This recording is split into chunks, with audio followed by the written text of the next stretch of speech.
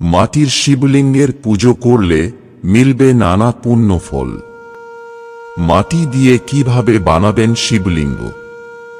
শিবপুরাণ অনুযায়ী সমস্ত জগতের সুখ ও কামনার পূর্তির জন্য বিশ্বকর্মাকে পৃথক পৃথক ধরনের শিবলিঙ্গ বানিয়ে দেবতাদের দেওয়ার আদেশ দেন বিষ্ণু।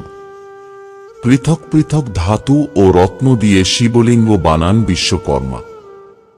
পারদ, মিশ্রি, জব, ভস্ম, গুড়, ফলফুল, স্বর্ণ, রজত, বিবর, মাটি, দই, মাখন, হিরে, মুক্ত, মণি, মুঙ্গা, নাগ, পার্থিব, তামা, ইন্দ্রনীল, পোখরাজ, পদ্মরাগ, পিতল, রত্ন, চন্দন, স্ফটিকের শিবলিঙ্গ নির্মাণ করেন দেবশিল্পী বিশ্বকর্মা।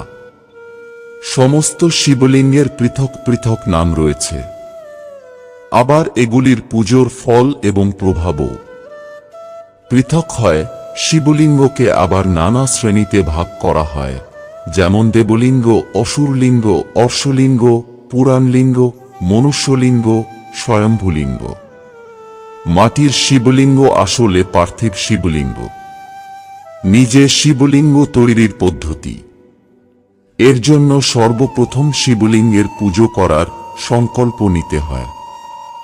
স্বচ্ছ স্থানে শিবলিঙ্গের নির্মাণ করা উচিত। এরপর কোনো পবিত্র নদী থেকে নিয়ে আসা মাটি শুদ্ধ করুন। এর জন্য ফুল ও চন্দনের ব্যবহার করতে হয়। মাটিতে দুধ মেশান। এরপর শিব মন্ত্র জপ করতে করতে এতে গোবর, গুড়, মাখন ও ভস্ম মিশিয়ে শিবলিঙ্গ বানান। পূর্ব অথবা উত্তর দিকে মুখ করে শিবলিঙ্গ তৈরি করতে হয়। এই শিবলিঙ্গের উচ্চতা 8 ইঞ্চি বা 12 আঙুলের চেয়ে বেশি হওয়া উচিত নয়। মনে করা হয় পার্থিব শিবলিঙ্গ অধিক উঁচু হলে কাম্য ফল লাভ করা যায় না। বেলপাতা, আকন্দ, ধুতুরা ও বেল অর্পণ করে শিবলিঙ্গের পুজো করুন। এতে দুধ দিয়ে অভিষেক করুন। শিবলিঙ্গে যে প্রসাদ অর্পণ করবেন তা নিজে গ্রহণ করবেন না বা অন্য কাউকে দেবেন না। তবে পার্থিব শিবলিঙ্গের পুজোর আগে গণেশ, বিষ্ণু, নবগ্রহ ও পার্বতীকে আহ্বান জানাতে হয়। মাটির তৈরি শিবলিঙ্গ পুজো করলে কি ফল লাভ করা যায় তা জানুন এখানে। 1. এই শিবলিঙ্গের পুজো করলে অকাল মৃত্যুর ভয় থাকে না। সমস্ত ধরনের দুঃখ দূর হয় এবং মনস্কামনা পূর্ণ হয়। মাটির শিবলিঙ্গ পুজো করায় সমস্ত ধরনের ভয় দূর হয়। 2. প্রচলিত আছে যে কলিযুগে কুষাণ্ডা ঋষি এই পার্থিব শিবলিঙ্গের পুজো শুরু করেন। 3.